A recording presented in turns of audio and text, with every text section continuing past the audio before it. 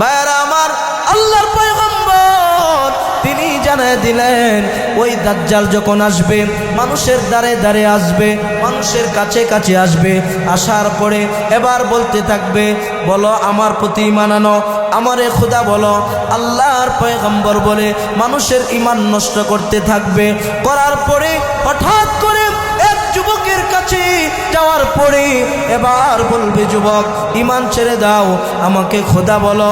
এবার বলতে লাগলো, না না, আমি ঈমান ছাড়তে পারবো না, আমার রব তো একজন আছেন, আমাদের রব যিনি আওয়াজ করে বলেন তিনি কে? আমাদের রব হলো আল্লাহ। এই কথা বলবার পরে যুবক যখন তাকে মানতে চায় না, না মানার কারণে এবার যুবককে হত্যা করবে। হত্যা করার পরে আবার যুবককে জীবিত করবে। ও যুবক, তাকায় দেখো, এই মাত্র তোমাকে আমি জবাই করেছিলাম, হত্যা করেছিলাম, আবার তোমারে জীবিত করলাম, কেন মানো না আমি যে খোদা? এবার যুবকটা বলবে, তুই যে দাজ্জাল, এতে কোনো সন্দেহ নাই, আমি এই মুহূর্তে আমার রবের প্রতি আগে যেমন ঈমান ছিল এখনো তেমন ঈমান আছে, বরঞ্চ আমার রবের প্রতি ঈমান আমার আরো বেড়ে গেছে। ওই দাজ্জাল তখন এই যুবকটাকে হত্যা করতে চাইবে, দ্বিতীয়বার আর হত্যা করার কোনো সুযোগ নাই, থাকবে না, আর এই বান্দাটাকে হত্যা করতে পারবে না। আল্লাহর রাসূল সাহাবায়ে কেরামদেরকে এই কথাগুলি শোনালেন। এরপরে আল্লাহর পয়গম্বর বলে, দাজ্জালের ক্ষমতার শেষ পর্যায়ে আল্লাহ রাব্বুল আলামিন এই দাজ্জালকে হত্যা করার জন্যে হযরতে ঈসা আলাইহিস সালাতু ওয়াস সালামকে পাঠাবেন। সুবহানাল্লাহ, জোরে বলেন। কাকে পাঠাবেন? কথা কয় না। কাকে? ঈসা নবীকে পাঠাবে। কোথায় আসবে তিনি? আবার সে শামের কথা, শাম দেশে আসবে। আল্লাহ রাসূল বলেন, ওই দামেশ শহরের পূর্ব পাশে সাদা গম্বুজওয়ালা একটা মসজিদে ইমাম মাহদী আলাইহিস সালাতু ওয়াস সালাম তিনি ফজরের নামাজের আজান হয়ে যাবে, ইকামত হয়ে যাবে, ইমামতি করবার জন্যে নামাজের মুসল্লায় যখন যাবে তখন তারা দেখতে পাবে দুইজন ফেরেশতার কাঁধে ভর করে আল্লাহর নবী ঈসা নবী দুনিয়াতে আগমন করেছে। আরো জোরে কোন? আগমন করার পরে এবার ইমাম মাহদী ঈসা নবীকে দেখে বলবে, আহলান সাহলান মারহাবা, আসেন, আহলান সাহলান দিবেন, স্বাগতম জানাবেন।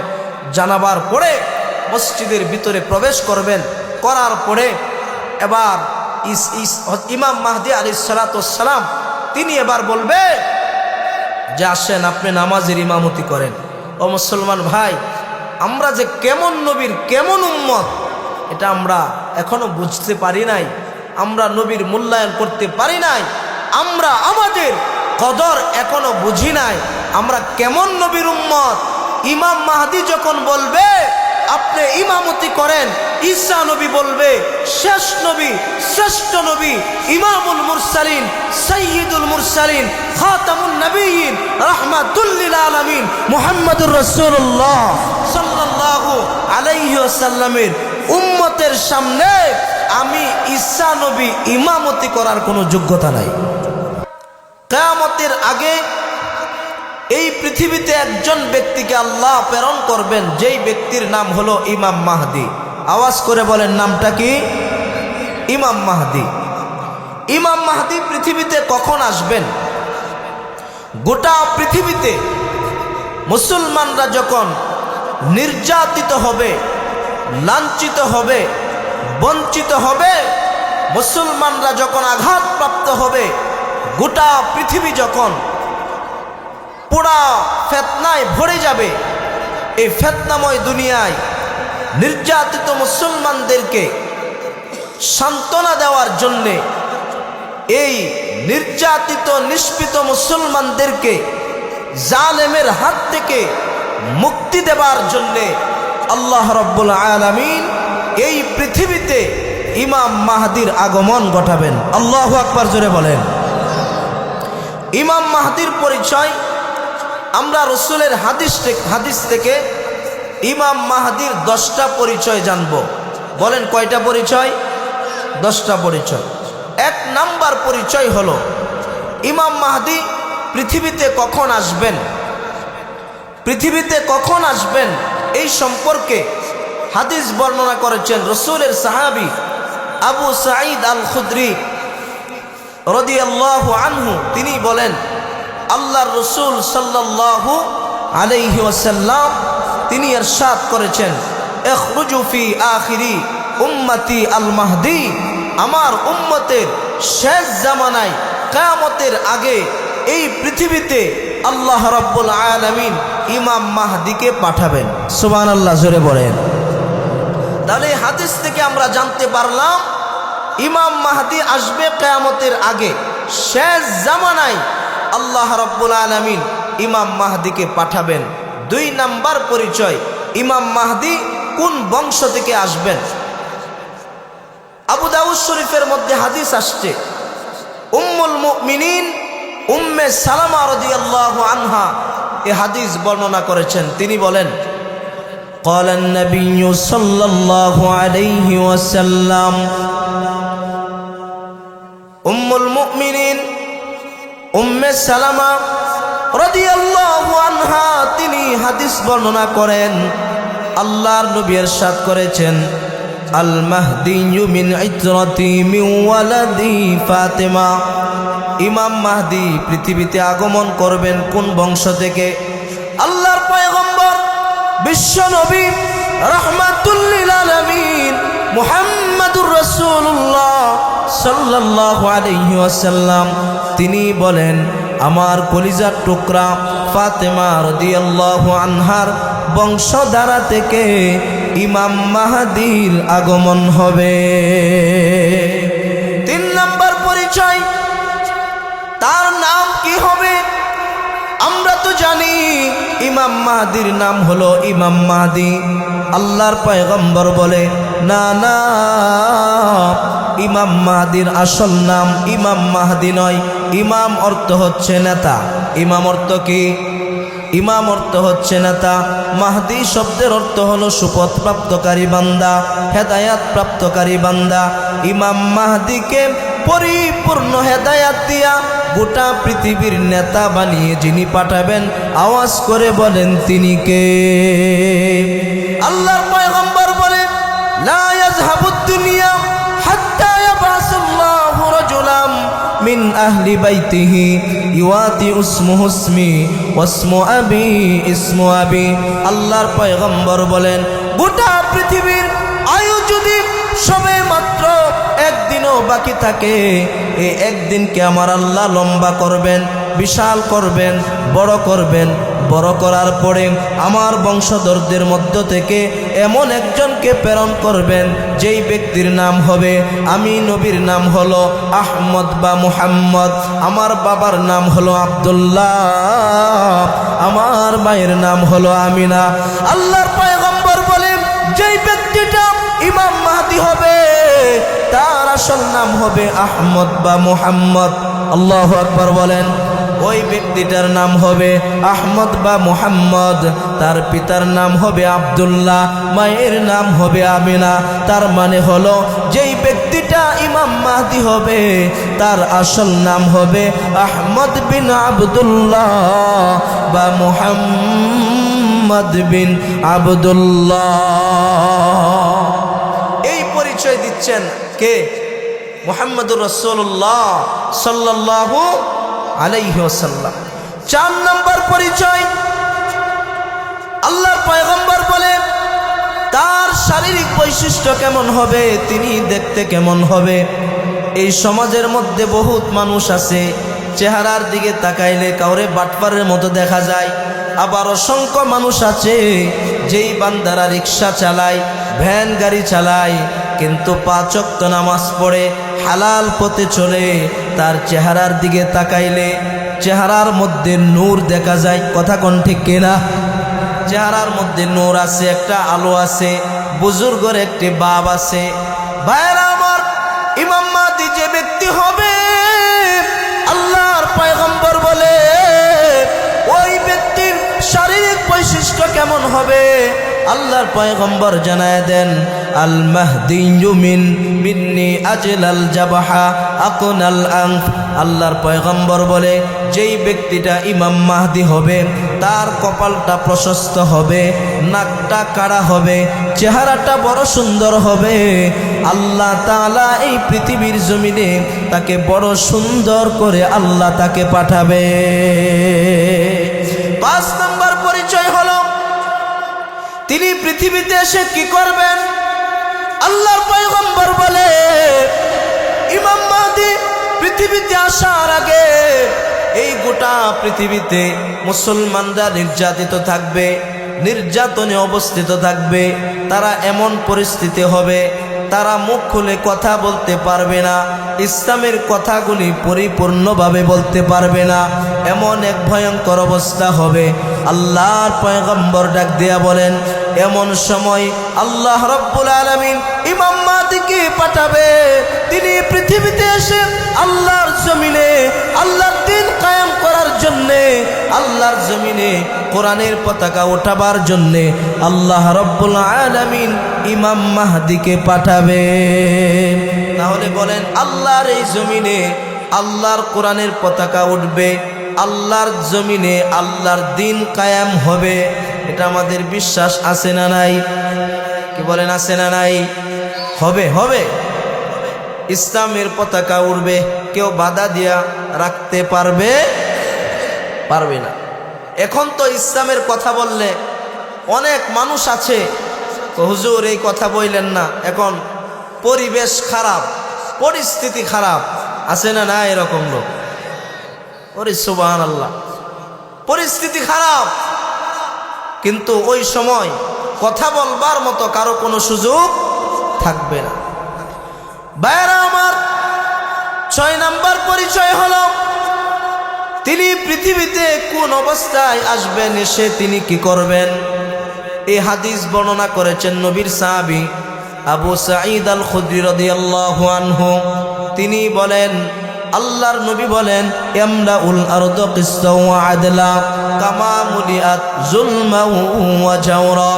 আল্লাহর পয়গম্বর বলে, ইমাম মাহদি পৃথিবীতে আসার পরে তিনি পৃথিবীতে এসে এখন যেমন ভাবে জুলুম অত্যাচারে ভরপুর পূর্ণ হয়ে আছে, জুলুম অত্যাচার দূর করে দিয়া তিনি এই পৃথিবীতে ন্যায় বিচার ও সুবিচার বাস্তবায়ন করবে। 7 নম্বর পরিচয় হলো, তিনি আসল না নকল বুঝবেন কি করে? এটা বুঝবেন কি করে? আর তিনি ক্ষমতায় কিভাবে আসবেন? আল্লাহর পয়গম্বর ডাক দিয়া বলেন, তিনি আসল না নকল বুঝবেন কি করে? আল্লাহর পয়গম্বর বলে, ইমাম মাহদি যে ব্যক্তিটা হবে, ওই ব্যক্তিটা কাবা চত্বরে তার আত্মপ্রকাশ হবে, ওই ব্যক্তিটা কাবা তাওয়াফ করতে থাকবে। এমন সময় মানুষগুলোকে তাকে দেখে চিনে ফেলবে, হাতে হাত রাখবে, বায়াত গ্রহণ করতে থাকবে। সুবহানাল্লাহ, জোরে পড়েন। বায়াত গ্রহণ করতে থাকবে। বায়াত গ্রহণ করার পরে গোটা পৃথিবীতে মুহূর্তের ভিতরে খবর পৌঁছায় যাবে, গোটা পৃথিবীতে মুহূর্তের মধ্যে খবর পৌঁছায় যাবে ইমাম মাহদির আগমন হয়েছে কাবা চত্বরে। তিনি মানুষদেরকে বায়াত গ্রহণ করাচ্ছেন। আল্লাহর পয়গম্বর বলেন, এই খবর পৌঁছাবার পরে সর্বপ্রথম আফগানিস্তান, পাকিস্তান, তাজিকিস্তান, উজবেকিস্তান সহ এই অঞ্চলের মানুষগুলো কালো পতাকা নিয়ে ইমাম মাহদির সৈন্য হওয়ার জন্যে তারা কালো পতাকা নিয়ে তারা দৌড়াতে থাকবে। আল্লাহু আকবার বলেন। কালো পতাকা নিয়ে দৌড়াবে, ইমাম মাহদির হাতে হাত দিবে, বায়াত গ্রহণ করবে। এই খবর যখন গোটা পৃথিবীতে মুহূর্তের মধ্যে যখন ছড়ায় যাবে, খবর যখন পৌঁছে যাবে, এবার মুনাফিক, বেঈমানেরা, কাফেরেরা তারা একত্রিত হয়ে ঐক্যবদ্ধ হয়ে ইমাম মাহদিকে ধ্বংস করে দেওয়ার জন্যে, পৃথিবী থেকে বিদায় করে দেওয়ার জন্যে তারা এক বিশাল বাহিনী প্রেরণ করবেন। ও মুসলমান, বলেন তো দেখি, ইমাম মাহদিকে হেফাজত করবেন তিনি কে? আল্লাহ তাকে হেফাজত করবেন। বেঈমানরা হাতে হাত রেখে ঐক্যবদ্ধ হয়ে তারা ইমাম মাহদিকে হত্যা করবার জন্যে তারা আসতে থাকবে। আল্লাহর পয়গম্বর বলেন, মক্কার পাশে বাইদা নামক স্থানে বেঈমানরা যখন আসবে, ওই জায়গায় আসার পরে আল্লাহ রাব্বুল আলামিন কারুনকে যেমন ভাবে দশায় দিয়েছিল, আল্লাহ রাব্বুল আলামিন মাহদি বিরোধীদেরকে ঠিক তদ্রুপ ভাবে আল্লাহ জমিনের ভিতরে আল্লাহ দশায় দিবে। আল্লাহু আকবার জোরে বলেন। ভাইরা আমার, আল্লাহর পয়গম্বর বলে ওই ব্যক্তিটা ক্ষমতায় কিভাবে আসবে তোমরা চিনবা কি কইরা? তোমরা তাকে চিনবা কি করে? আল্লাহর পয়গম্বর ডাক দিয়া বলেন, ও দুনিয়ার মানুষ, খেয়াল করে শুনো, আল্লাহ রাব্বুল আলামিন ইমাম মাহদিকে ক্ষমতা দিবেন। কেমনে দিবেন? ক্ষমতার জন্যে ইমাম মাহদি বুড়াবুড়ি করবেন, কয় না না। ইলেকশন করবেন, কয় না না। মারামারি করবেন, কয় না না। ক্ষমতার জন্যে বুড়াবুড়ি আছে না নাই? কথা কন না কেন? আছে না নাই? মারামারি আছে না নাই? এই ক্ষমতার জন্যে বুড়াবুড়ি আছে, মারামারি আছে।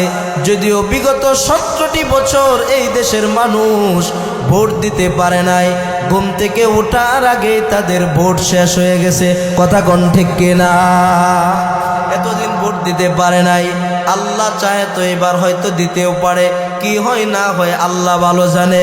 ও মুসলমান ভাই, ইমাম মাহদি ক্ষমতায় আসার জন্য, নেতৃত্ব দেওয়ার জন্য, ক্ষমতা বাস্তবায়ন করার জন্য তিনি বুড়াবুড়ি করবেন না, তিনি ইলেকশন করবেন না, মারামারি করবেন না। আল্লাহর পয়গম্বর বলেন, ইস্তিহুল্লাহু ফি লাইলাতিন ওয়াহিদা। আল্লাহ রাব্বুল আলামিন নবীর মাধ্যমে তিনি জানায় দিলেন, ইমাম মাহদি রাজত্ব করবার জন্যে, নেতৃত্ব দেওয়ার জন্যে যা কিছু প্রয়োজন আমি আল্লাহ, ইস্তিহুল্লাহু ফি লাইলাতিন ওয়াহিদা, আমি আল্লাহ এক রাতের ভিতরে যত ক্ষমতা দরকার সব ক্ষমতা এক রাতের ভিতরেই আমি আল্লাহ ইমাম মাহদিকে দান করে দিব। এই ক্ষমতা আল্লাহর আছে না নাই? আসতে বলেন কেন আছে না নাই? ক্ষমতার মালিককে। তাবারাকাল্লাযী বিয়াদিহিল মুলকু ওয়া হুয়া আলা কুল্লি শাইইন কাদির। ক্ষমতার মালিক কে? জোরে বলুন কে? আল্লাহ চাইলে এক রাতের ভিতরে ক্ষমতা দিতে পারে। কথা কোন ঠিক কিনা? আল্লাহ চাইলে আবার ক্ষমতা নিতেও পারে। পারে কি পারে না? কথা বলেন না কেন? পারে কি পারে না? এই দেশের 17 বছরের সরকার, তিনি চেয়েছিলেন 41 সাল পর্যন্ত তিনি ক্ষমতায় থাকবেন। কত সাল? 41 সাল পর্যন্ত তিনি ক্ষমতায় থাকবে। তিনি ওয়াদা করেছিলেন, মানুষের দ্বারে দ্বারে তিনি বলেছিলেন। আল্লাহ বলেন 41 সাল তো দূরের কথা, 24 সালে 1 ঘন্টার ব্যবধানে 17 বছরের ক্ষমতা আমি আল্লাহ তোকে তছনছ করে দিব। কথা বলেন ঠিক কিনা?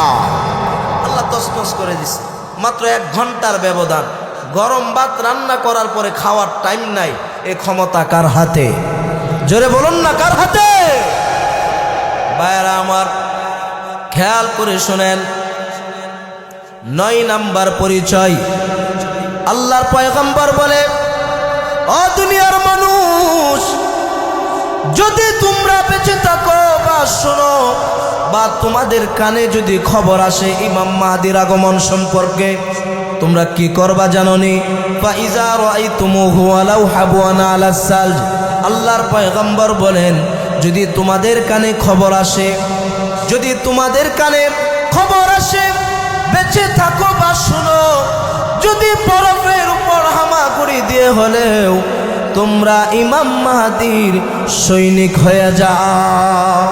ও মুসলমান, আমরা যদি বেঁচে থাকি, ওই পর্যন্ত যদি বেঁচে থাকি, আমাদের কানের মধ্যে যদি আওয়াজ আসে ইমাম মাহদির আগমন, সৈনিক হওয়ার জন্যে, সৈন্য হওয়ার জন্যে, আমরা যদি জীবন দিতে হয়, আমরা রক্ত দিতে হয়, জীবন দিয়ে হলেও ইমাম মাহাদির সৈনিক হতে রাজি আছি না নাই?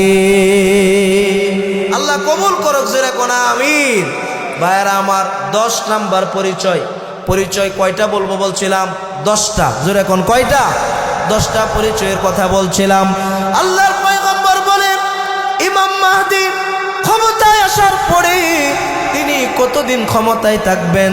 আল্লাহর পয়গম্বর জানায় দেন ইয়ামলিকু সাবআ সিনিন ওয়া ফি রিওয়ায়াতিন উখরা 9 সিনিন। আল্লাহর পয়গম্বর বলে ইমাম মাহদী পৃথিবীতে আসার পরে তিনি 9 বছর রাজত্ব করবেন। কেউ বলেছেন 7 বছর। জোরে কোন কয় বছর? 7 বছর রাজত্ব করবেন। তাহলে হাদিস থেকে বেশিরভাগ রিওয়ায়াত হলো তিনি 7 বছর রাজত্ব করবেন।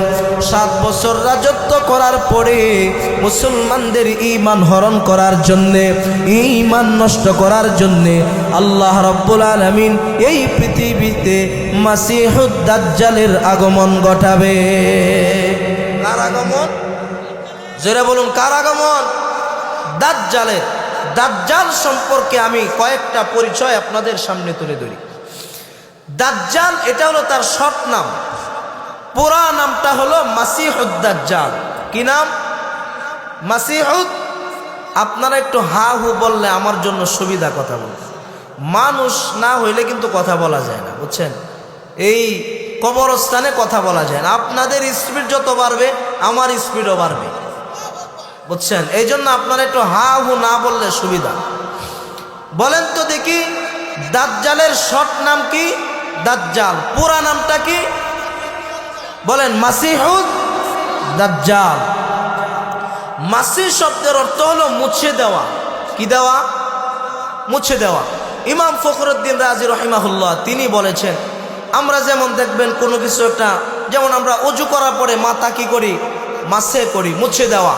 দাজ্জালের এক চোখ আল্লাহ রাব্বুল আলামিন মুছে দিবে। এজন্য ইমাম ফখরুদ্দিন রাজি রহিমাহুল্লাহ তিনি বলেছেন মাসিহ শব্দের অর্থ হলো মুছে দেওয়া। আর দাজ্জাল আদ-দাজলু থেকে আসছে, আল খলাতু। এই দাজ্জাল সত্য মিথ্যার মিশ্রণ ঘটায়, সত্য মিথ্যার মিশ্রণ ঘটায়। এ হলো শয়তান, ইবলিস, বদমাইশ, বাটপার, সিটার, যা বলতে পারেন সব হইল দাজ্জাল। সব কি? দাজ্জালের পরিচয় কি? দাজ্জালকে চিনবেন কি করে? কি থাকবে? সে হবে গাওরা। কি হবে? গাওরা এই সমাজে আছে না নাই? কথা কয় না, আছে না নাই? তার এই পরিচয়গুলো আমাদের মনে রাখতে হবে। এখন দাজ্জাল পৃথিবীতে কখন আসবে, এসে কি করবে, তিনি কতদিন ক্ষমতায় থাকবে, এগুলা জানার দরকার আছে না নাই? কথা বলেন, আছে না নাই? দাজ্জাল সম্পর্কে আমি আপনাদের সামনে রসুলের এক হাদিস, এই 4টা প্রশ্নের জবাব এক হাদিসের ভিতরে আছে। কয় হাদিসের ভিতরে?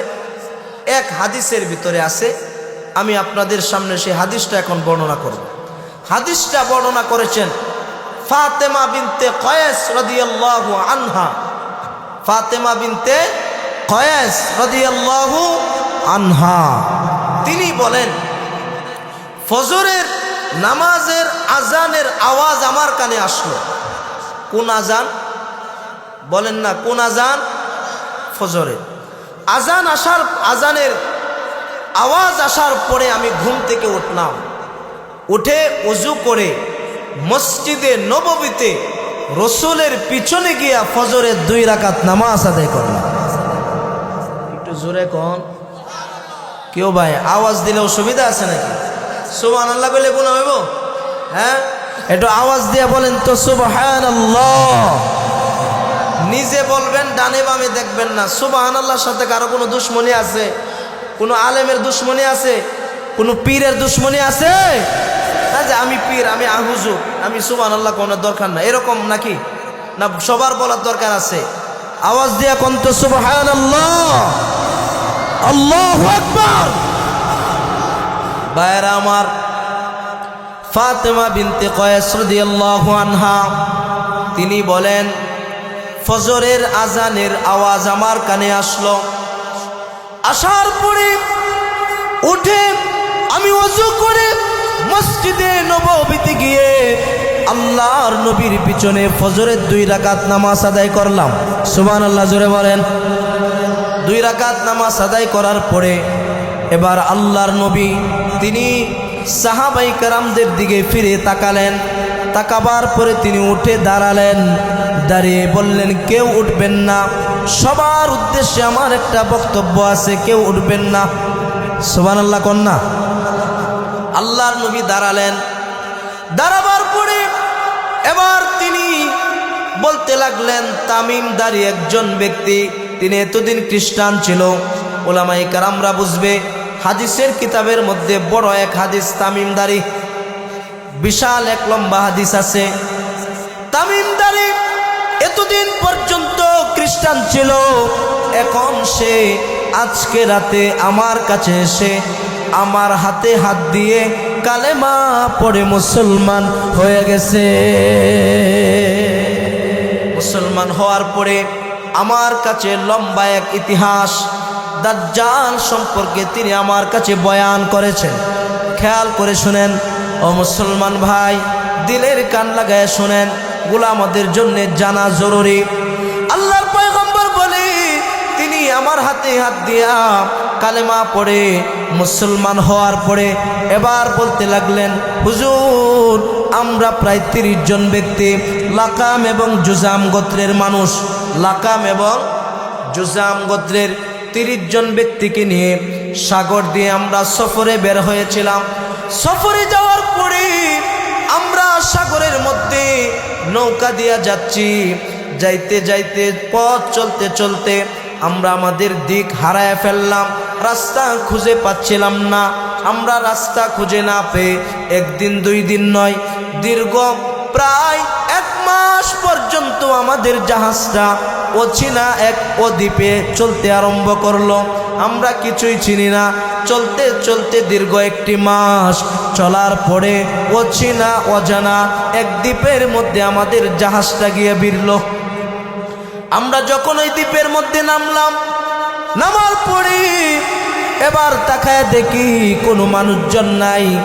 আমরা 30 জন ব্যক্তি হাঁটতে হাঁটতে হাঁটতে হাঁটতে চলতে চলতে দীর্ঘ পথ পাড়ি দেওয়ার পরে একজনকে দেখলাম, যেই ব্যক্তিটা চুলগুলি হলো অস্বাভাবিক, একটা অস্বাভাবিক আকৃতির মানুষ। তাকে দেখার পরে আমরা বললাম, মান আনতা, তুমি কে? এবার সে বলল, আনাল জাসসাস, আমি হইলাম গুপ্তচর, আমি হইলাম গুপ্তচর। এবার লাকাম এবং জুজাম গোত্রের 30 জন মানুষ তারা বলতে লাগলো, তুমি অজানা অচিনা এক দ্বীপের মধ্যে মানুষজন নাই, কার এখানে গুপ্তচরগিরি করো? এবার তিনি ইশারা করলেন, ওই দিকে যান। ওই দিকে যাওয়ার পরে একটা ঘর পাবেন, এই ঘরের ভিতরে একজন ব্যক্তি আছে, ওই ব্যক্তির গুপ্তচরগিরি করি, ওই ব্যক্তিটার পাহারাদারি করি। এবার লাকাম এবং জুজাম গোত্রের 30 জন মানুষ চলতে চলতে চলতে চলতে সামনের দিকে অগ্রসর হওয়ার পরে এবার তারা দেখতে পেলেন একটা ঘর দেখা যায়। ঘরের ভিতরে প্রবেশ করলেন, করার পরে তিনি তাকায় দেখলেন একজন ব্যক্তি, মাথার চুলগুলি অস্বাভাবিক, চামড়াটা লাল হয়ে আছে, চেহারাটা দেখা যায় না, অস্বাভাবিক এক আকৃতির মানুষ। ওই ব্যক্তির হাত 2টা গাড়ের সঙ্গে বাঁধা, পা 2টা শিকল দিয়া বাঁধা, হাত 2টাও গাড়ের সঙ্গে শিকল দিয়া বাঁধা। এবার ওই ব্যক্তিগুলো লাকাম এবং জুজাম গোত্রের 30 জন ব্যক্তি, তারা এবার বলতে লাগলো, আপনি কে? এখানে আপনি শিকল দিয়া বাঁধা কেন? এবার ওই ব্যক্তিটা বলল, আমার পরিচয় আমি পড়ে দিব, আগে তোমাদের পরিচয় দাও। এবার লাকাম এবং জুজাম গোত্রের 30 জন ব্যক্তি বলল, না না, আমরা পরিচয় পড়ে দিব, আগে তোমারটা দাও। এবার ওই শিকল দিয়া যেই ব্যক্তিটা বাঁধা, ওই ব্যক্তিটা বলল, আমি পরিচয় পড়ে দিব, তোমরা যেহেতু কোথায় থেকে আসলো তোমাদের পরিচয়টা আমাকে আগে দিতে হবে। এবার লাকাম এবং জুজাম গোত্রের 30 জন ব্যক্তি বলল, আমরা আরবের মানুষ। কোন দেশের মানুষ? আপনাদেরকে মনোযোগ আছে? কি বলেন আছে? এবার বলতে লাগলো, আমরা আরবের মানুষ। কোন দেশের মানুষ? আরবের মানুষ। তোমরা আরবের মানুষ। এই কথাটা শোনার পরে ওই ব্যক্তিটা কেমন যেন আরো একটু লাভ দিয়ে উঠে বসছে, হায় হায় তোমরা কি আরবের মানুষ? কয় হা হা। তোমাদের কাছে আমার প্রশ্ন আছে, জানতে হবে। তোমার প্রশ্নের জবাব পরে দিব, আগে বলো তুমি কে? কয় না না, বলা যাবে না, আগে বলো দেখে তোমরা আরবের মানুষ, তোমাদের পরিচয়টা আমাকে আগে দিতে হবে। এবার লাকাম এবং জুজাম গোত্রের ব্যক্তিরা ডাক দিয়ে বলল, বলো দেখি তোমার কি পরিচয়? এবার বলল, আমাকে এক নম্বরে বলো বাইসান শহরের কথা। এবার লাকাম এবং জুজাম গোত্রের ব্যক্তিরা ডাক দিয়ে বলে, বাইসান শহরের কোন সম্পর্কে তুমি জানতে চাও? এবার বলল, বাইসান শহরে একটা খেজুর গাছের বাগান আছে, ওই বাগানের মধ্যে এখনো খেজুর হয় কিনা, মানুষরা পান করে কিনা, খায় কিনা? বলো ক হা হা। ওই বাইসান শহরের খেজুরের বাগান এখনো আছে, মানুষ খেজুর খায়, ওখান থেকে খেজুর খায়, বাগানটা এখনো আছে। এবার কই দুই নাম্বার প্রশ্ন হলো, আরবের তবারিয়া উপসাগরের খবর তোমরা আমাকে দাও। বলো তো দেখি ওই সাগরের মধ্যে এখনো পানি আছে কিনা? কয় হা হা, ওই সাগরের মধ্যে এখনো পানি আছে, মানুষরা ব্যবহার করে। এবার তিনি বলে, তিন নম্বরে বলো জুগারের ঝর্ণার খবর দাও। এবার বলে জুগারের ঝর্ণা বলতে কি বলো? এবার বলে লূত আলাইহিস সালাতু ওয়াস সালামের মেয়ে যেখানে দাফন করা হয়েছিল ওই জায়গাটাকে বলা হয় জুগারের ঝর্ণা, ওই ঝর্ণাটা এখনো চালু আছে কিনা বলো? এবার বলে হা হা, জুগারের ঝর্ণাটা এখনো চালু আছে, ওখান থেকে মানুষ পানি ব্যবহার করে। চার নাম্বার প্রশ্ন হলো, আরবের মধ্যে একজন নবী আসবে যার নাম হলো আহমদ বা মুহাম্মদ সাল্লাল্লাহু আলাইহি ওয়াসাল্লাম। ওই ব্যক্তিটা আসার কথা, আসার পরে কাফেরদের সাথে একটা যুদ্ধ হবে, যুদ্ধ হয়েছে কিনা বলো? মানুষগুলি তার হাতে বায়াত হচ্ছে কিনা, তার হাতে হাত দিয়া কালেমা পড়ছে কিনা? এবার বলো। এবার বলতে লাগলো হা হা, ওই ব্যক্তিটা আসছে, তার নাম হলো মুহাম্মাদুর রাসূলুল্লাহ সাল্লাল্লাহু আলাইহি ওয়াসাল্লাম। তিনি আসছে, কিছুদিন আগে বদরের যুদ্ধ হয়েছে, বেঈমানদের সাথে যুদ্ধ হয়েছে, ওই ব্যক্তির হাতে মানুষেরা কালেমা পড়তেছে। এবার বলে ঠিক আছে, আমার জানা শেষ। এবার লাকাম এবং জুজাম গোত্রের 30 জন ব্যক্তি তারা ডাক দিয়ে বলতে লাগলো, এতক্ষণ পর্যন্ত তোমার কাছ থেকে, তুমি আমাদের কাছ থেকে অনেক কিছু জানলা, 4টা প্রশ্নের উত্তর জানলা। এবার বলো তো দেখি তোমার নামটা কি? তুমি বলো, তুমি কবে যাবে, কি করবে, কতদিন থাকবে, তোমার সম্পর্কে আমরা কিছু জানতে চাই।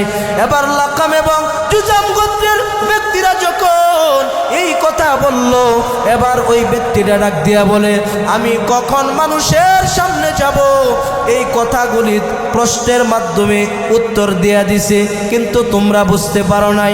শোনো, আমি কেমন মানুষ?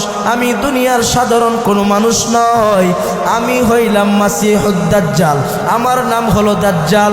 আমি মানুষের সামনে যাব, ঈমান নষ্ট করব, ক্ষমতাগিরি করব, রাজত্বগিরি করব, গোটা পৃথিবী আমি ভ্রমণ করব, মানুষের ঈমান নষ্ট করব।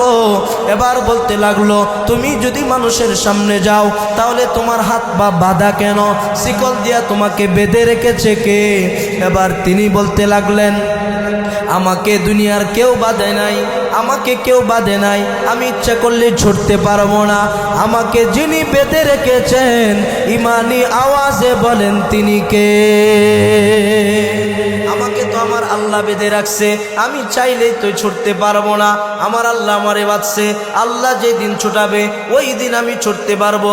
এবার বলবো হা হা, বুঝতে পারলাম, তাহলে আল্লাহ যেদিন তোমাকে ছেড়ে দিবে ওই দিন তুমি যাইতে পারবা?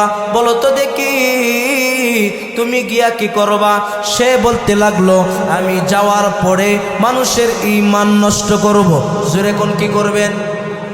আরো জোরে কোন কি করবেন? ঈমান নষ্ট করবে। এবার বললে, তুমি ক্ষমতায় কতদিন থাকবে? এবার তিনি বলল, আমি 40 দিন ক্ষমতায় থাকবো। কতদিন? কথা বলেন ভাই, কতদিন? 40 দিন ক্ষমতায় থাকবো। 40 দিনের ভিতরে গোটা পৃথিবী ভ্রমণ করব, শুধুমাত্র মক্কা এবং মদিনা ছাড়া। দুইটা জায়গা ছাড়া। কয়টা জায়গা? এক নম্বরে মক্কা, 2 নম্বরে মদিনায়। দুইটা জায়গা ছাড়া গোটা পৃথিবী আমি ভ্রমণ করব 40 দিন। কয় তোমরা কি জানো আমার প্রথম দিনটা কত দিনের হবে? আল্লাহর পয়গম্বর তিনি জানায় দিলেন দাজ্জালের প্রথম দিনটা হবে 1 বছরের সমান। জোরে কোন কয় দিনের সমান? 1 বছরের সমান।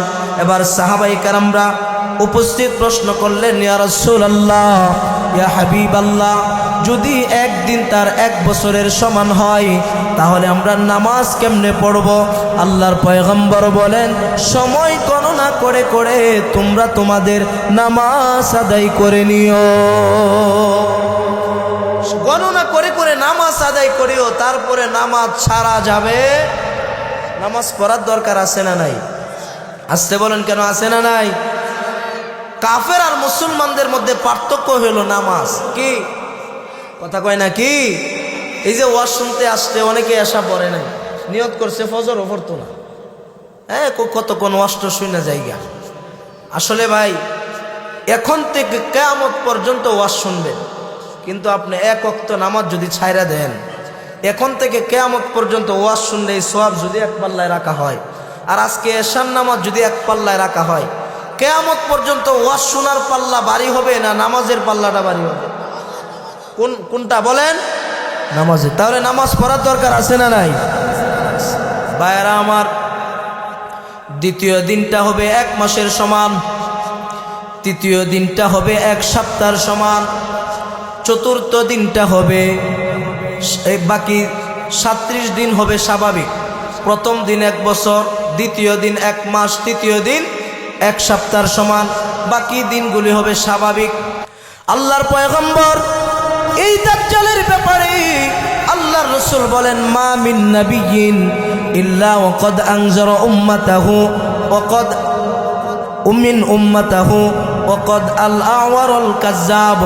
আল্লাহর পয়গম্বর তিনি জানায় দিলেন, এমন কোন নবী নাই যেই নবীরা দাজ্জালের ব্যাপারে তার উম্মতদেরকে সতর্ক করে নাই।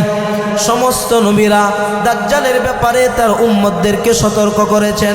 আমার নবীও আমাদেরকে সতর্ক করেছে, দাজ্জাল আসবে, দাজ্জাল সম্পর্কে তোমাদেরকে সতর্ক হওয়া লাগবে। আল্লাহর পয়গম্বর এই কথাগুলি মানুষের সামনে বর্ণনা করলেন। এবার লাকাম এবং জুজাম গোত্রের ব্যক্তিরা দাজ্জালকে প্রশ্ন করল, তুমি মানুষের ঈমান কেমনে নষ্ট করবে? এবার আল্লাহর পয়গম্বর সাহাবায়ে কেরামদেরকে জানায় দিলেন, দাজ্জালকে আমার আল্লাহ কিছু ক্ষমতা দিবেন, সে বলবে জান্নাত হয়ে যাও, জান্নাত হয়ে যাবে, জাহান্নাম হয়ে যাও, জাহান্নাম হয়ে যাবে। তবে সে যেটা জান্নাত বানাবে এটা আসলে জাহান্নাম, যেটা জাহান্নাম বানাবে এটা আসলে জান্নাত হয়ে যাবে। আল্লাহু আকবার, জোরে বলেন। ভাইরা আমার, আল্লাহর পয়গম্বর তিনি জানায় দিলেন, ওই দাজ্জাল যখন আসবে মানুষের দ্বারে দ্বারে আসবে, মানুষের কাছে কাছে আসবে, আসার পরে এবার বলতে থাকবে, বলো আমার প্রতি ঈমান আনো, আমারে খোদা বলো। আল্লাহর পয়গম্বর বলে মানুষের ঈমান নষ্ট করতে থাকবে। করার পরে হঠাৎ করে এক যুবকের কাছে যাওয়ার পরে এবার বলবে, যুবক ঈমান ছেড়ে দাও, আমাকে খোদা বলো। এবার বলতে লাগলো, না না, আমি ঈমান ছাড়তে পারবো না, আমার রব তো একজন আছেন, আমাদের রব যিনি আওয়াজ করে বলেন তিনি কে? আমাদের রব হলো আল্লাহ। এই কথা বলবার পরে যুবক যখন তাকে মানতে চায় না, না মানার কারণে এবার যুবককে হত্যা করবে। হত্যা করার পরে আবার যুবককে জীবিত করবে। ও যুবক, তাকায় দেখো, এই মাত্র তোমাকে আমি জবাই করেছিলাম, হত্যা করেছিলাম, আবার তোমারে জীবিত করলাম, কেন মানো না আমি যে খোদা?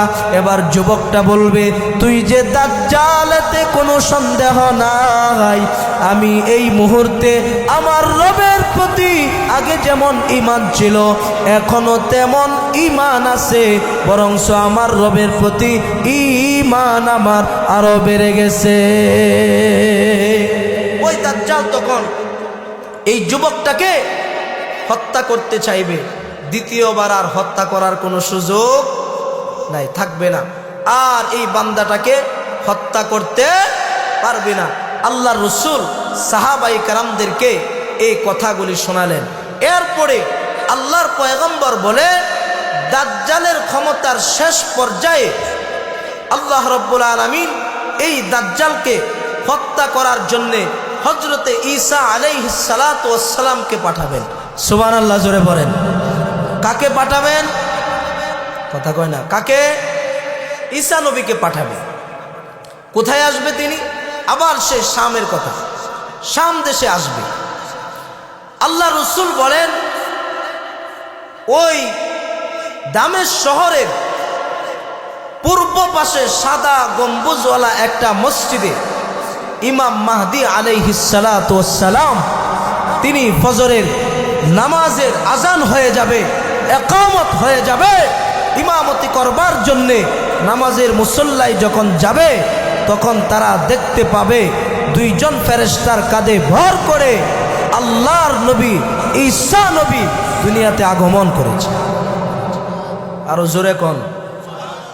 আগমন করার পরে এবার ইমাম মাহদি ঈসা নবীকে দেখে বলবে আহলান সাহলান মারহাবা, আসেন। আহলান সাহলান দিবেন, স্বাগতম জানাবেন।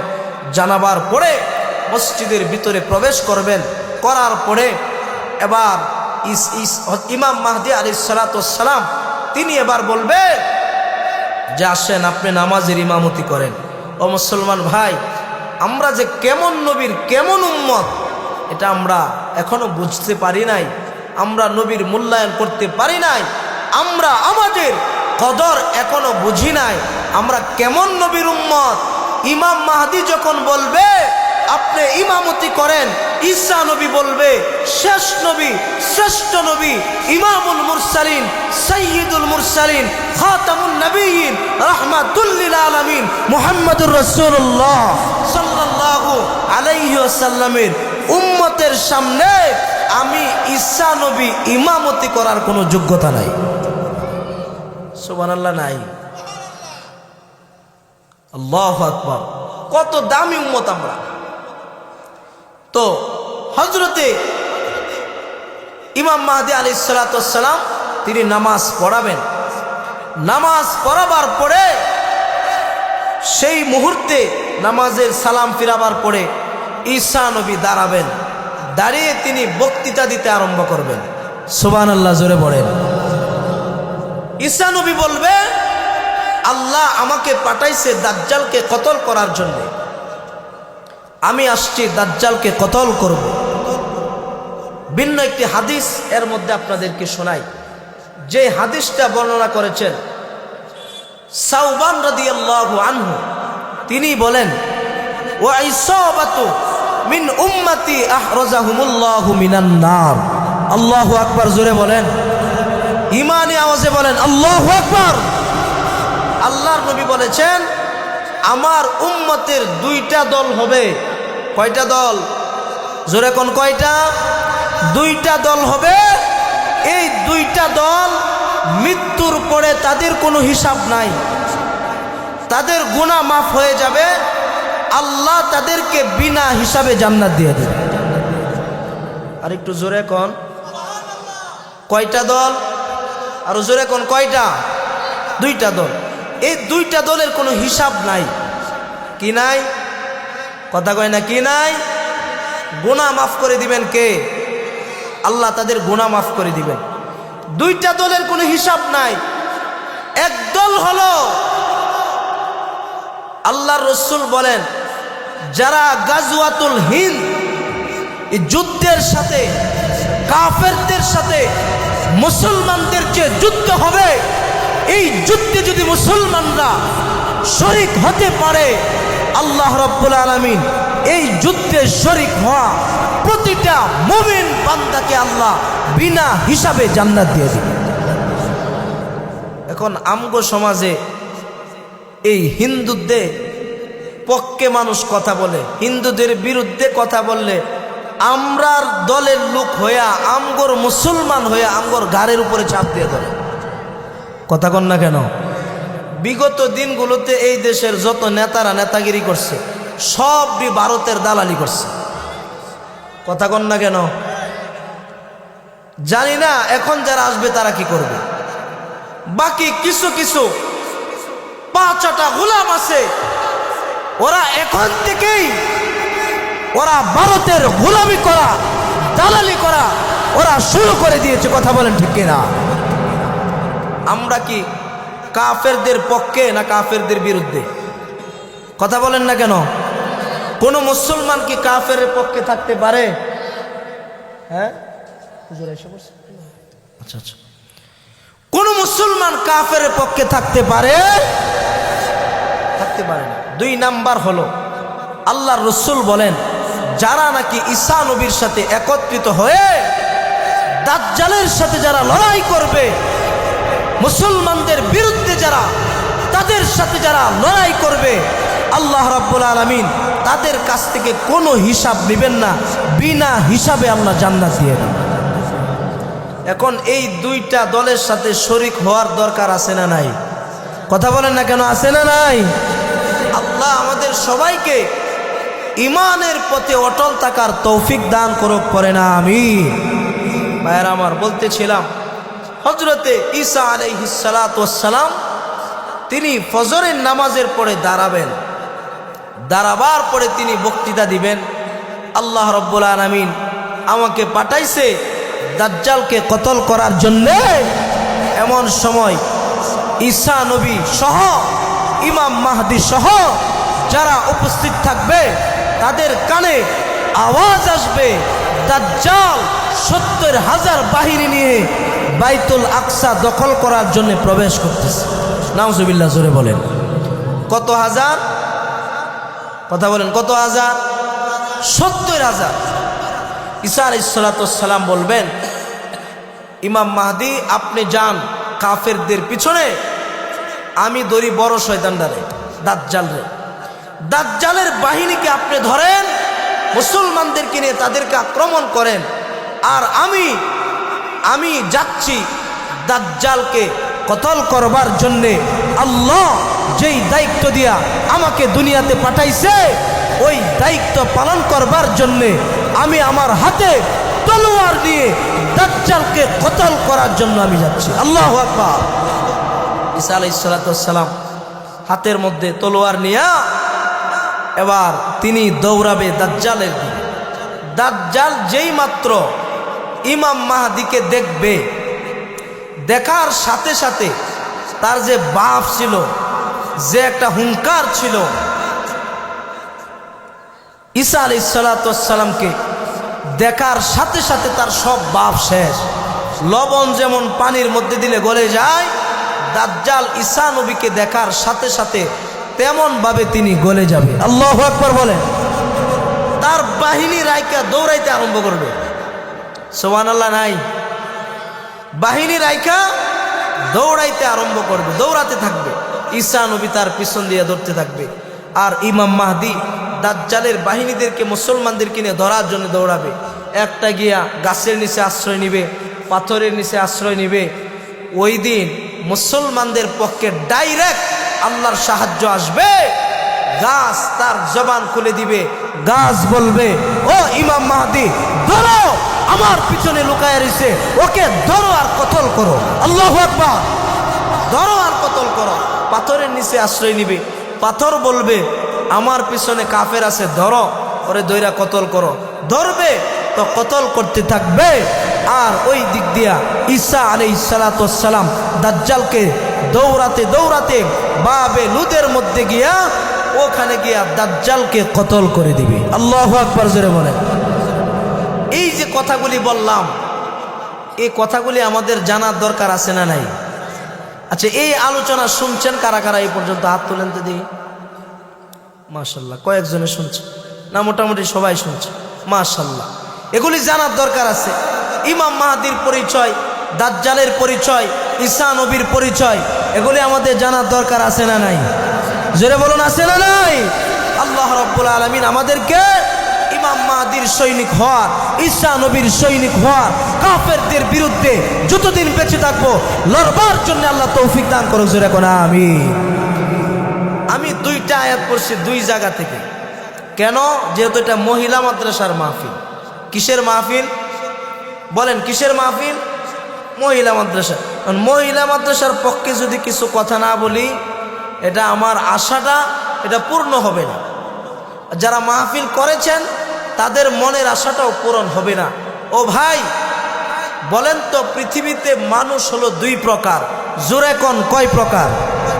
একটু আওয়াজ দিতে হবে ভাই। কয় প্রকার? দুই প্রকার।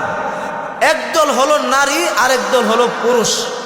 একদল আরেক দল পুরুষ। পুরুষের আলোচনা মোটামুটি সব জায়গায় হয়, হয় কি হয় না?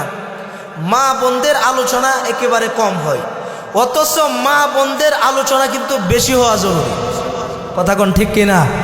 মা বোনদের আলোচনা বেশি হওয়া জরুরি, কারণ মা জাতি এমন এক জাতি, মা যদি ভালো হয় মেয়েটা ভালো হবে। আমাদের এলাকায় যে ফ্যাক্টরিগুলি আছে, এই ফ্যাক্টরির মেশিন যদি ভালো হয় তাহলে মালের সাপ্লাই ভালো না খারাপ? কথা কয় না? মালের সাপ্লাই ভালো না খারাপ? মালের সাপ্লাই ভালো, মেশিন ভালো হইলে মালটা ভালো। মা যদি ভালো হয় মেয়েটাও ভালো। কথা কোন ঠিক কিনা? এই মার অনেক দায়িত্ব, এই মা জাতির অনেক দায়িত্ব। তার সন্তানকে আল্লাহর পরিচয় দেওয়া, সন্তানের সামনে আল্লাহর পরিচয়টা তুলে ধরা, এটা একজন মায়ের দায়িত্ব। এজন্য আল্লাহ রাব্বুল আলামিন কোরআনুল কারীমের দুই জায়গায় দুই আয়াতে, এক আয়াতে বলছেন মহিলার কথা, আর এক আয়াতে বলছেন পুরুষের কথা। আল্লাহ কাউকে ছাড় দেন নাই। আল্লাহ বলেন ওকুল লিল মুমিনাতি ইয়াগদুদনা মিন আবসারিহিন্না। আল্লাহ বলেন ও দুনিয়ার মুমিনা মহিলারা, ইমানদার মহিলারা শোনো, এক নম্বরে তোমাদের দায়িত্ব হলো চোখের হেফাজত করা। কি করা? চোখের। এখন বলবেন হুজুর আল্লাহ তো মহিলাদেরকে বলছে, আমগরে তো কয় নাই। না না, আপনাদেরকেও ছাড়েন নাই।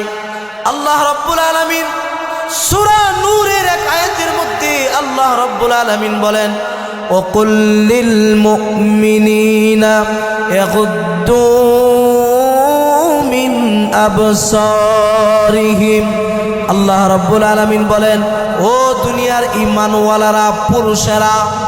তাহলে এক জায়গায় বলছেন মহিলার কথা, আর এক জায়গায় বলছেন পুরুষের কথা। তাহলে পুরুষের জন্যও কিছু দায়িত্ব আছে, মা বোনদের জন্যও কিছু দায়িত্ব আছে। শুধু মহিলারা চোখের উপরে কাপড় ফেলে পর্দা রেখে আল্লাহর পরিচয়টা দিতে পারে। বাইজিদ বুস্তাবি রহমাতুল্লাহি আলাইহির কথা আপনারা শুনেছেন। বাইজিদ বুস্তাবি তিনি যখন ছোট, কিতাবের মধ্যে আসছে তিনি যখন ছোট, মা যখন মাদ্রাসায় ভর্তি করালেন, ভর্তি করাবার পরে বাইজিদ তিনি যখন বাড়িতে আসে, আসার পরে বলে মা আমাকে খাবার দাও। এবার তার মা বলে বাবা খাবার তো আমি দিতে পারবো না, খাবারের মালিক তো আমি না। আওয়াজ করে বলেন খাবারের মালিককে?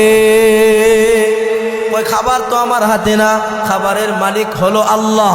এই কথা যখন বলে এবার বাইজিদ ছোট, তিনি ডাক দিয়া বলে মা আল্লাহর কাছ থেকে যদি খাবার নিতে হয় আমাকে কেমনে নিতে হবে তুমি আমাকে শিখায়া দাও।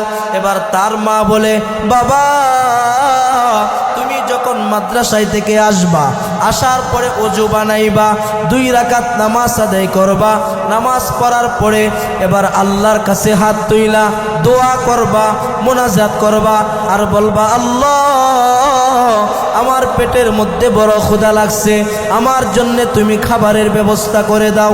সুবহানাল্লাহ, জোরে পড়েন। কার কাছে চাইতে বলছে? জোরে কোন কার কাছে? আল্লাহর কাছে চাইতে বলছে। এবার ওই দিক দিয়া বাইজিদের মা বাইজিদকে নামাজের মধ্যে দাঁড় করাইয়া, এবার বাইজিদের মা তিনি পর্দার আড়ালে খাবার রেডি করে, সন্তান যখন মুনাজাত করে, সন্তানরা যখন মুনাজাত করে, মুনাজাত করার পরে নামাজ শেষ করে, মুনাজাত করার পরে মুনাজাত শেষ করে কয় আম্মা আমার আল্লাহ আমার জন্যে খাবার পাঠাইছে কিনা এবার বলো। এবার তার মা বলে বাবা তাকায়া দে, পর্দাটা উঠাইয়া দেখ, তুই যখন নামাজ পড়েছ আল্লাহর কাছে চাইছ, আমার আল্লাহ নামাজের মাধ্যমে দোয়ার মাধ্যমে তোমার জন্যে আমার আল্লাহ খাবারের ব্যবস্থা করে দিছে। বলেন তো শিখাইছে কে? কথা কয় না, কে শিখাইছে? মা।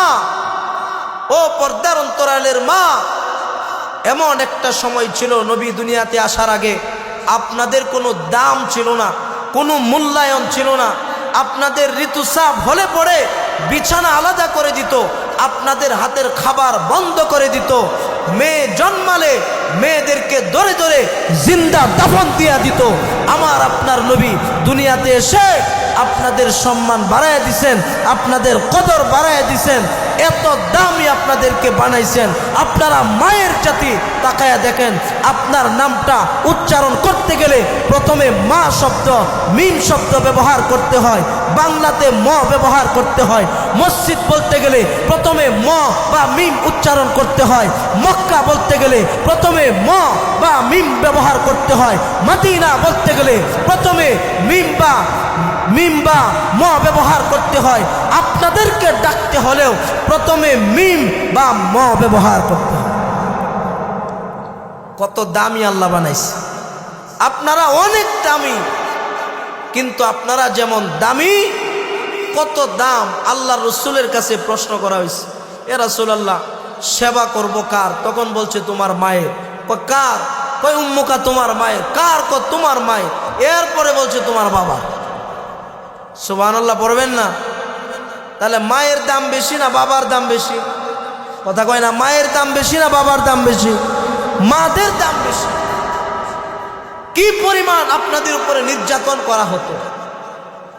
আপনারা দুনিয়াতে আসছিলেন, মেয়ে জন্মালে আপনাদেরকে ধরে ধরে জিন্দা দাফন দিয়ে দিত। রসুলের একজন সাহাবী দাহিয়াতুল কালবি রাদিয়াল্লাহু আনহু, আল্লাহর রসুল একদিন, কিতাবের মধ্যে আসছে ঘটনা, আল্লাহ রসুল একদিন কাবার পাশে গিয়া তিনি দোয়া করতেছে আল্লাহর দরবারে, আল্লাহ তুমি দাহিয়াতুল কালবি এবং আবু জাহেল দুইজনের একজনকে ইসলামের খাদেম বানায় দাও। সুবহানাল্লাহ বলেন। কে দোয়া করছে? আমাদের নবী দোয়া করছে। দোয়া করার পরে রসুলের দোয়া তো আল্লাহ খালি ফিরায় না, সঙ্গে সঙ্গে আল্লাহ রাব্বুল আলামিন রসুলের দোয়া দাহিয়াতুল কালবির শানে আল্লাহ কবুল করে নিয়েছে। কবুল করার পরে দ্বিতীয় দিন দাহিয়াতুল কালবি আল্লাহ রসুলের কাছে আসলেন। এসে রসুলের হাতে হাত দিয়ে তিনি কালেমা পড়ে মুসলমান হয়ে গেলেন। মুসলমান হয়েছে ভালো কথা না খারাপ কথা? কথা কয় না, ভালো না খারাপ? ভালো। তিনি মুসলমান হওয়ার পরে কান্না করতে আরম্ভ করলেন। কান্না করতেছে, অনেক অজুরে কাঁদতেছে। আল্লাহ রসুল জিজ্ঞাসা করলেন, আপনি কাঁদছেন কেন? আপনি ধর্ম ছেড়ে দিয়েছেন, লাত মানাত উজ্জাতের ধর্ম ত্যাগ করেছেন, এই জন্য কি আপনি কাঁদেন? দাহিয়াতুল কালবি বলে, ইয়া রাসূলুল্লাহ আমি এই জন্য কাঁদি না। তাহলে কেন কাঁদেন আপনি? ওগো নবী, আমি আমার জীবনে যেই পরিমাণ গুনাহ করেছি, আমার গুনার কথা স্মরণ হয়ে গেছে, গুনার জন্য আমি আল্লাহর দরবারে কান্না করতেছি। সুবহানাল্লাহ জোরে পড়েন। আমরা যারা এখানে উপস্থিত, আমাদের জীবনে গুনাহ আছে না নাই? কথা কয় না, আছে না নাই? সবার গুনাহ আছে।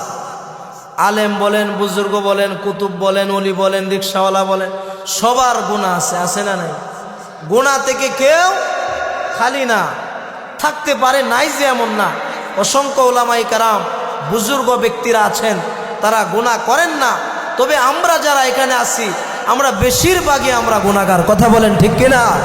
বেশিরভাগ গুনাহগার। দাহিয়াতুল কালবি এবার তিনি অজোরে কান্না করতেছে, কাঁদতেছে তো কাঁদতেছে। রসুল বললেন, আপনি এত কাঁদেন কেন? আপনি এত কাঁদেন কেন? আপনি যদি গুনাহ করে থাকেন, কালেমা পড়ার কারণে আল্লাহ আপনার জীবনের সব গুনাহ আল্লাহ মাফ করে দিছে। তারপরেও তার কান্না বন্ধ নাই। এবার বলে, আপনি এত কেন কাঁদছেন? আপনি একটু বলেন। দাহিয়াতুল কালবি রাদিয়াল্লাহু আনহু এবার তিনি চোখের পানি ছেড়ে দিয়া কাঁদে আর আল্লাহর নবীকে তিনি ঘটনা শোনায়। ওগো নবীজি, আমি আমার জীবনে এত গুনাহ করেছি, এই গুনার জন্য আমি কান্না করি। আমি এত অন্যায় করেছি, এত অপরাধ করেছি। আল্লাহ নবী বলে, আপনি বলেন কি গুনাহ করছেন? এবার তিনি কাঁদে আর বলে, ওগো নবীজি, আমি আমার জীবনে অসংখ্য মেয়ে বাচ্চাদেরকে জিন্দা দাফন দিয়েছি। কয়েক বছর আগের ঘটনা, আমি সফরে যাব, যাওয়ার পরে আমি দেখলাম আমার বিবি অন্তঃসত্ত্বা, আমার বিবির গর্ভে বাচ্চা সন্তান জন্ম নিবে। আমি বললাম, বিবি রে, যদি তোমার ঘরে ছেলে হয় সোনার প্যাকেট করে রাইখা দিও, আর যদি মেয়ে হয় তারে জিন্দা দাফন দিয়া দিও। জোরে কর নাউজুবিল্লাহ। জিন্দা দাফন দিয়া দিও। মহিলা বলল, হ্যাঁ ঠিক আছে। দাহিয়াতুল কালবি বলে, আমি সফরে চলে গেলাম। যাওয়ার পরে সফর থেকে আসলাম। দীর্ঘদিন পরে সফর থেকে আসার পরে আমি তাকায় দেখি আমার বিবির কাছ থেকে সুন্দর ফুটফুটে একটা মেয়ে বাচ্চা। ওই বাচ্চাটা দৌড়ায় আমার কাছে চলে আসলো। মা বলল, যাও যাও, এটা তোমার বাবা, যাও বাবার কোলে গিয়া উঠো। এবার দাহিয়াতুল কালবি নবীকে ঘটনা শোনাচ্ছে।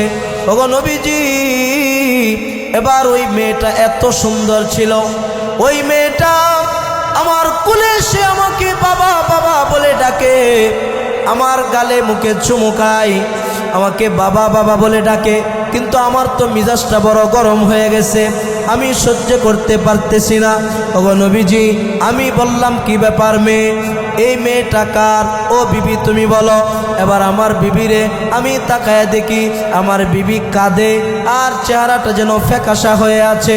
আমার বিবি ডাক দিয়ে বলি, ও স্বামী আমার, আপনি যখন সফরে গিয়েছিলেন আমার পেটে যেই বাচ্চাটা ছিল, আপনি তো বলেছিলেন ছেলে হলে তাকে রাইখা দিতে, মেয়ে হলে জিন্দা দাফন দিয়া দিতে। ওগো স্বামী, আপনি যাওয়ার পরে যেই বাচ্চাটা এখন আপনার কোলে উঠলো, এটা আপনারই সন্তান, ছেলে হয় নাই, মেয়ে হয়েছে। মেয়েটা এত সুন্দর, এত সুন্দর হয়েছে। আমি তো একজন মা, আমি আমার এই সন্তানটারে কেমনে দাফন দেই, কেমনে জিন্দা দাফন দেই? আমি তো মা সহ্য করতে পারি না। আল্লাহর পয়গম্বরকে বলে, ওগো নবীজি, এবার আমি বললাম, ও বিবি, ঘরে পরে ঢুকবো, আগে তুমি আমার হাতে খন্তা দাও, আমার হাতে তুমি তাড়াতাড়ি আমার ব্যাগটা ধরো, মেয়েটা আমার হাতে উঠায়া দাও, হাতের মধ্যে খন্তাটা দিয়া দাও, বালি যেন উঠাইতে পারি। এই বাচ্চাটাকে নিয়ে আমি এবার মরুভূমির দিকে যাইতে আরম্ভ করলাম। ওগো পর্দার অন্তরালের মা, দিলের কানটা লাগায়া শুনেন, আপনাদের কোনো মূল্যায়ন ছিল না, কোনো দাম ছিল না। আমার নবী আপনাদেরকে কত দাম দিয়েছে, কত মূল্যায়ন করেছে। আল্লাহ রব্বুল আলামিন কত দাম আপনাদেরকে দিয়েছে। আপনারা ঘরের ভিতরে থাকবেন, আরামায়েশে থাকবেন, আর স্বামীরা বাহিরে কাজকর্ম করবে, আপনাদের জন্য যা কিছু প্রয়োজন তারা বাহির থেকে এনে দিবে। কিন্তু এখন বর্তমান সমাজের মধ্যে তাকায় দেখি মহিলারা চাই বাহিরে বের হতে, আর পুরুষদেরকে দিন দিন ঘরের ভিতরে আবদ্ধ করতেছে। কথা কোন ঠিক কিনা? এখন মহিলারা আর ঘরে থাকতে চায়, কথা বলে না, থাকতে চায়। এই জন্য অনেকে বলে থাকে যে আগে তো বলতো এই কথা যে আমরা ঘরে থাকি, এখন কয় না ঘরে থাকবো না, আমরাও বাহিরে বের হব, আমরা ঘুরে ঘুরে জগৎটাকে দেখব, আমরা নির্বাচন করব। আজকে দেখলাম এক মহিলা, তিনি বলতেছে আয়শা, যে দানের শীষে ভোট চাইতেছে, কেউ রিক্সা মার্কা ভোট চাইতেছে, কেউ দাড়ি পাল্লাই ভোট চাইতেছে, মহিলারা সামনে গিয়ে নির্বাচন করতেছে। আছে না নাই? কথা কয় না, আছে না নাই? আল্লাহ কি মহিলা করে নির্বাচনের লেগে পাঠাইছে? কথা বলেন না কেন? হালাল না হারাম? কথা কয় না, হালাল না হারাম? এই কথা তো সবার ভাল লাগতো না, তিতা লাগবো, এটা অনেকেরই তিতা লাগবে, এটা তো আমি জানি, তারপরে বলতে হয় আমাদের। ভাইরা আমার, যেই কথা বলতেছিলাম, ওগো পর্দার অন্তরালের মা, আপনাদেরকে কত সম্মান আল্লাহ দিয়েছে। এবার ওই সাহাবী দাহিয়াতুল কালবি কান্না করে আর নবীকে ঘটনা শুনাইয়া বলে, ইয়া রাসূলুল্লাহ, ইয়া হাবিবাল্লাহ, আমি আমার এই মেয়েটাকে নিয়ে এবার আমি ওই মরুভূমির দিকে চলে গেলাম, মাটি উঠাইলাম, উঠাবার পরে আমার এই মেয়েটাকে ধরে জিন্দা সন্তানটাকে মাটির ভিতরে রেখে, গর্তের ভিতরে রেখে আমি জাপা মাটি দিতে আরম্ভ করলাম। আর আমি আমার কানের মধ্যে শুনতে পাইলাম আমার এই মেয়েটা বারবার কান্না করে আর ডাক দিয়া বলতেছে, বাবা তুমি আমাকে ছেড়ে দাও, আমাকে এখান থেকে উঠাও, আমি তোমার পরিচয় দিব না, কোনোদিন তোমাকে বাবা বাবা বলে আমি ডাকবো না। এই আওয়াজগুলি আমার সন্তানটা বারবার দিচ্ছিল। ওগো নবীজি, আমার পাশার হৃদয় আমি সহ্য করতে পারি নাই, আমার চোখে পানি আসছে, তারপরেও জিদের কারণে আমি আমার এই সন্তানটাকে জাপা মাটি দিলাম, দিয়ে আমি চলে আসলাম। কিন্তু আমার কানের মধ্যে ওই আওয়াজটা বারবার আসতেছে, বারবার আসতেছে, বাবা কবর থেকে তুমি আমাকে উঠাও, বাবা তোমাকে পরিচয় দিব না, আর কোনোদিন আব্বা বলে ডাকবো না। বারবার এই কথা বলতেছে, এই আওয়াজ আমার কানে আসতেছে। ওগো নবীজি, আল্লাহ আমারে মাফ করবেননি। আল্লাহর পয়গম্বর বলে, ও সাহাবী, তুমি চিন্তা করিও না, যত গুনাহ করো না কেন, যত গুনাহ করো না কেন, আল্লাহর কাছে ক্ষমা চাও, আল্লাহ রব্বুল আলামিন তোমার তামাম জিন্দেগির গুনাহ আল্লাহ মাফ করে দিবে। এজন্য ভাই, আমরা যারা গুনাহগার আছি, আল্লাহর কাছে ক্ষমা চাওয়ার দরকার আছে না নাই? কথা বলেন, আছে না নাই? যে কথা বলতেছিলাম, মা জাতি যারা, তাদের কোনো মূল্যায়ন ছিল না। এই সম্মান আল্লাহ তাআলা মা বোনদেরকে দিয়েছেন রসুলের মাধ্যমে।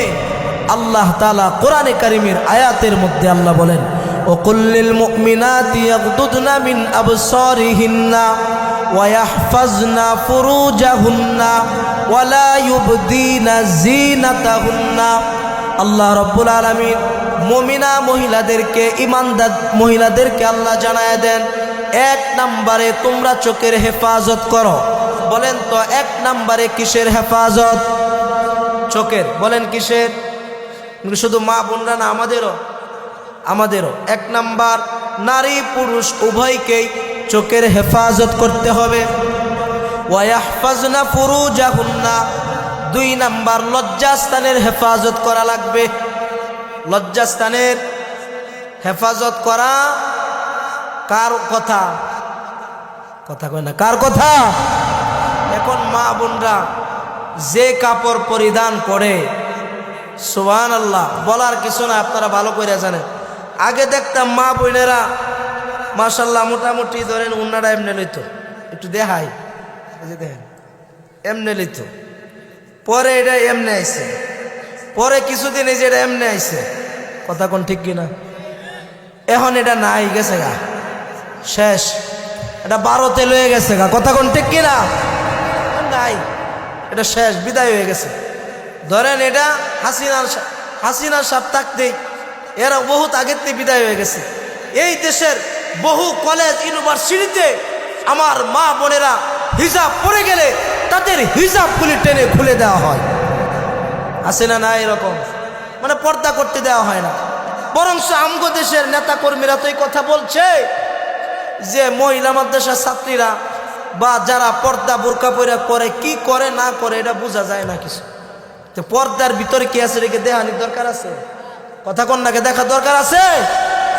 তো 2 নাম্বার লজ্জাস্থানের হেফাজত। এখন লজ্জাস্থানের শরীরের হেফাজত করতে গেলে ঢিলা ডালা কাপড় পরিধান করার দরকার আছে না নাই? আমি খোদার কসম খেয়ে বলতে পারি, আমাদের এই দেশে স্কুল কলেজ ইউনিভার্সিটি যত কিছু বলেন না কেন, সব চাইতে এই মহিলা মাদ্রাসার মতো যে মাদ্রাসাগুলি আছে, এই মাদ্রাসার মা বোনেরা একমাত্র সঠিক পর্দা করে। কথা বল না কেন? একমাত্র তারাই করে, এটা বাস্তব পর্দা। একমাত্র হালাল যে পর্দা আল্লাহ যেটা করতে বলেছেন, একমাত্র এই পৃথিবীর বুকে যদি কেউ করে থাকে, একমাত্র মহিলা মাদ্রাসার মেয়েরা। কথা কোন ঠিক কিনা? একমাত্র তারা করে। এই জন্য এই মেয়েদেরকে পর্দা দিন শিক্ষা দেওয়ার দরকার আছে না নাই? ভাইয়েরা আমার, 3 নাম্বার হলো ওয়ালা ইউবদিনা যিনাতাহুন্না। আল্লাহ বলেন তোমাদের শরীরের যত বাফসাব আছে, এগুলা যাদের সামনে যতটুকু প্রয়োজন মোতাবেক দেখানোর দরকার দেখাইবা। মানুষের সামনে যাওয়ার পরে যতটুকু পোশাক আশাক নিয়ে, ঢিলা ডালা নিয়ে, যার সামনে যেভাবে যাওয়ার দরকার ওইভাবে যাইবা। সবার সামনে, স্বামীর সামনে যেইভাবে থাকবা, অন্য পুরুষের সামনে কি এইভাবে যাওয়া যাবে? কথা বলেন না কেন? যাওয়া যাবে? যাওয়া যাবে না। তাহলে 1 নাম্বার চোখের হেফাজত, 2 নাম্বার লজ্জাস্থানের হেফাজত, 3 নাম্বারে শরীরের অবয় গঠন গাঠন যতটুকু, যে যতটুকু যার সামনে যাওয়া যায় যাওয়া যাবে, কিন্তু বেশি দেখানো যাবে না, বেশি বের করা যাবে না, যেটা পর্দা লঙ্ঘন হয়ে যায়। এজন্য এই 3টা কাজ কোরআনের আয়াত দ্বারা আল্লাহ বলেন। এই জায়গায় রাসূলের এক হাদিস, সহিহ এক হাদিস দ্বারা প্রমাণিত, আল্লাহর পয়গম্বর মা বোনদেরকে 4টা কাজ দিয়েছেন। জোরে কোন কয়টা কাজ? জোরে কোন কয়টা? 4টা কাজ দিয়েছেন। রাসূলের হাদিসের মধ্যে আসছে, আল্লাহ রাসূল বলেন আল মারআতু ইযা সাল্লাত খামসাহা ওয়া সামাত শাহরাহা ওয়া আহসানাত ফারজাহা ওয়া আতাআত বালাহা ফালতাদখুল মিন আইয়ি আবওয়াবিল জান্নাতি শাআত। আল্লাহ রাসূল বলেছেন, একটু দিলের কান লাগায় শুনেন, একটু মহব্বতে শুনেন। মা বোন যারা আছেন, একটু দিলের কান লাগায় কথাগুলি শুনেন। এই কয়েকটা কথা একটু শুনেন। আল্লাহ রাসূল বলেন, কোনো মা বোন যদি 4টা কাজ করে, কয়টা কাজ? 4টা।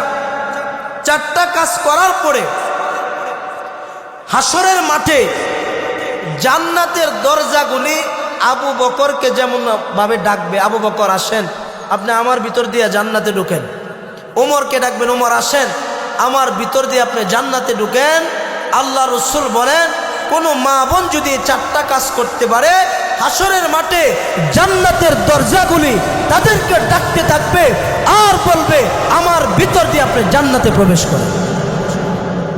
একটু জোরে কোন সুবহানাল্লাহ কইলে গুনাহ হয় না? হ্যাঁ, সুবহানাল্লাহ বললে গুনাহ হয়? কার কার হাত তুলে আল্লাহকে দেখায় দেয়। মাশাআল্লাহ, সচেতন আছে। হ্যাঁ, একটু হাতটা তুলেন তো দিয়ে, সবাই হাতটা সোজা করেন, একটু লাড়া দেন তো। নারায়ে তাকবীর। এত আস্তে বলেন, যুবক ভাইরা জোরে বলো নারায়ে তাকবীর। এখন কিন্তু মিছিলের সমান হয়েছে না, এই যে চতুর্দিকে মিছিল চলতেছে। হ্যাঁ, একটু মিছিলের আওয়াজে বলেন তো নারায়ে তাকবীর। তার মানে বোঝা গেল মিছিলের আওয়াজ একটু জোরে। হ্যাঁ,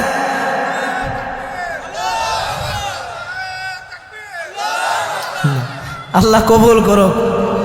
আরো আস্তে কোন ভাই। মহিলাদেরকে আল্লাহ 4টা কাজ দিছে। 1 নাম্বার আল মারআতু ইযা সাল্লাত খামসা, 5 ওয়াক্ত নামাজ। কয় ওয়াক্ত নামাজ? জোরে কোন কয় ওয়াক্ত? আমাদের নামাজ কয় ওয়াক্ত? পুরুষদের মনে 2 ওয়াক্ত, 1 ওয়াক্ত। কয় ওয়াক্ত নামাজ পড়ার দরকার আছে না নাই? এটা এই পর্যন্ত শেষ। শুক্রবারে জুমার দিন মসজিদে বইরা যা, সবাই ওয়াদা করে হুজুর নামাজ পড়বো, অথচ এটা মুসলমানরা জানে না। ইমানের পরে একজন মুসলমানের জন্য ইবাদতের মধ্যে সর্বশ্রেষ্ঠ ইবাদত হলো নামাজ। বলেন কি? নামাজ শ্রেষ্ঠ ইবাদত হলো নামাজ। এখন যদি নামাজ নিয়ে একটু কথা বলি, কথার পৃষ্ঠায় কথা। সফলকাম মুমিনের গুণ হলো আল্লাযীনা হুম ফি সলাতিহিম খাশিউন। মুমিনরা খুশু খুজুর সাথে কি করবে? নামাজ আদায় করবে। এখন মুসল্লি যারা আছে, যদি জিজ্ঞাসা করা হয় বাজান আপনি কি সূরা ফাতিহা শুদ্ধ করে পারেন, ও বাজান ছোটবেলা তো মক্তবেও গেছি না, মাদ্রাসায়ও গেছি না, কোনো মতে হুন্না একটু হিকছি আর কি, কোনো মতে পারি। আপনি তাকায়া দেখেন, আমি এটা শপথ করে বলতে পারি, মসজিদে যদি 100 মুসল্লি হয় 90% মুসল্লি শুদ্ধ করে সূরা ফাতিহা পড়তে পারে না। আপনারা ঠিক কইলেও ঠিক, না কইলেও ঠিক, এইটাই ঠিক। কথা কোন ঠিক কিনা? এইটাই ঠিক। আপনি যে গান দোয়ায় কোন কয়জনে পারে? কসম খুদা শতকরা 95 জন পারবে না। আপনি জিজ্ঞাসা করেন মুসলমানের কালেমাটা শুদ্ধ করে কইতো, শুদ্ধ কইরা মুসলমানদের কালেমাটা শুদ্ধ করে পড়া কিন্তু ফরজ। কি কথা কয় না? কি ফরজ? আপনি জিজ্ঞাসা করেন 100 মুসলমানের মধ্যে মাদ্রাসায় পড়া ছাড়া বা মক্তবে যাওয়া ছাড়া আপনি জিজ্ঞাসা করেন শতকরা 97% মুসলমান শুদ্ধ করে কালেমাটা পড়তে পারে না, পারে না। এই জন্য আল্লাহ রাসূল বলেছেন, যদি 5 ওয়াক্ত নামাজ কায়েম করে, কয় ওয়াক্ত নামাজ? 5 ওয়াক্ত। 2 নাম্বার, আল মারআতু ইযা সাল্লাত খামসাহা ওয়া সামাত শাহরাহা, রমজান মাসের রোজা রাখে।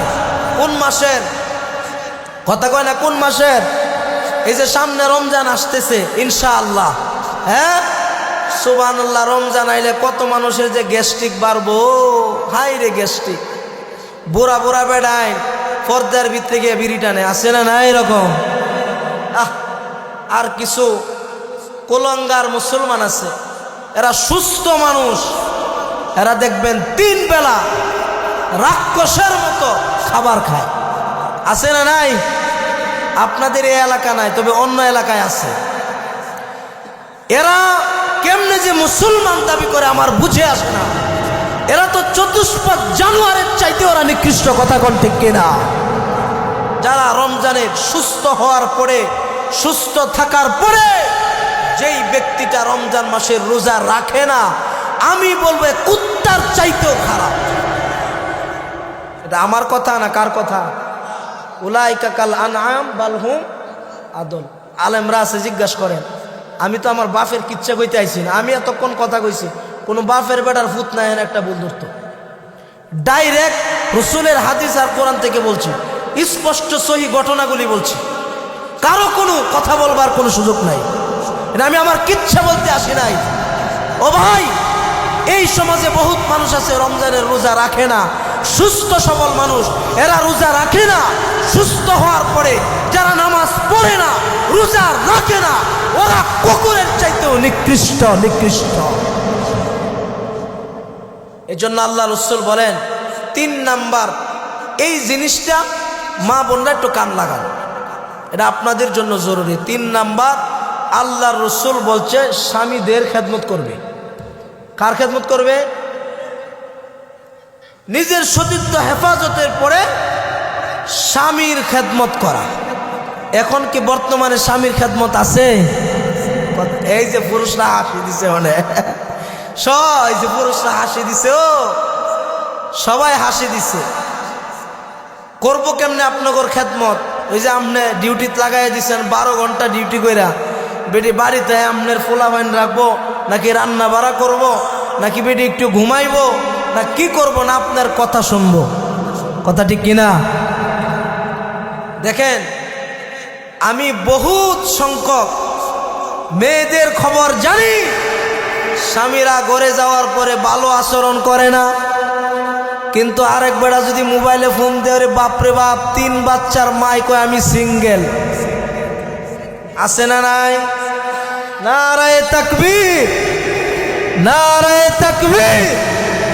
উস্তাদে মুহতারাম সাহেবের আগমন, বৈরবী সাহেবের আগমন, আজকে মাহফিলের পক্ষ থেকে আরে লাল গোলাপ শুভেচ্ছা। নারায়ে তাকবীর।